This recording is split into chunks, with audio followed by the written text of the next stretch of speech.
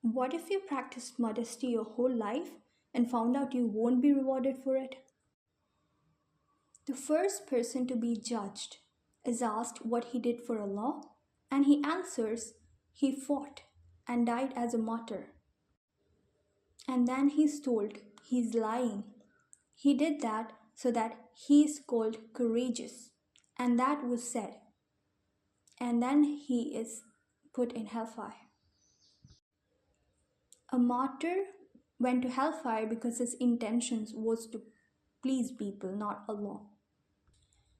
Now apply this when it comes to practicing modesty or any quality or anything that you do in order to get people's praise. And if it's not clear, do you know what sister wound is? This is my way of explaining it. But in order to control women, the patriarchy created hierarchies and placed the most convenient women on top.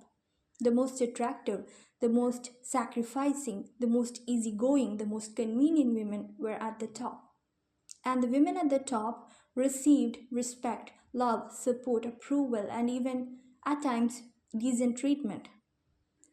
A woman with high standards or who's not as sacrificing, they were treated poorly. Because of this, women started competing with each other to get to the top of the hierarchy, to be more beautiful, to be seen as more sacrificing, to be seen as more easy. What if you are practicing modesty, wearing a hijab, or doing some things that are more religious because you want to be called or recognized as a certain person? What if you have this sister wound? In another intention that a lot of people practice faith for is to get a certain kind of person as their spouse. Sometimes someone will tell you, if you want to have a certain quality in a guy, you have to have another quality in you, and they associate it together. And you believe them, and you start practicing certain things, or you start wearing hijab, or you start dressing modest, so that you get a guy who's whatever quality that you're looking for or that's being spoken of. Now that you're doing it, what's your goal? You're doing it so that you get a guy of this quality. But you don't even know if you're going to make it to next week. And you're changing yourself for some imaginary person. So, where does Allah come in this equation? And this is what we need to be careful.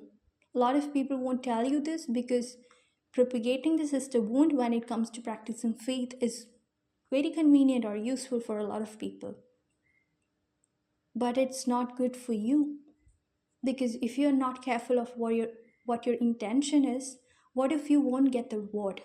Your whole life you practice a lot of things and you're told you got what you wanted and you don't have reward for a certain practice you had. My suggestion, don't do anything for people's praise, including practicing your faith. If people approve of you, if you get support, that's a bonus. There are a lot of good things that comes from practicing your faith, but that's not the goal. Because sometimes instead of approval, you may get criticism. You won't be able to continue what you're doing if you're doing it for people's approval, people's praise, when you get criticism. But if you do it for God, you'll be able to continue it because your intentions are to please God. So take others, other men and other women, out of your faith. It's okay to be inspired by others to do better. But it's not okay when you're doing it to get a certain standard or a certain level in a society or to be seen as a certain person. Do it with the right intentions.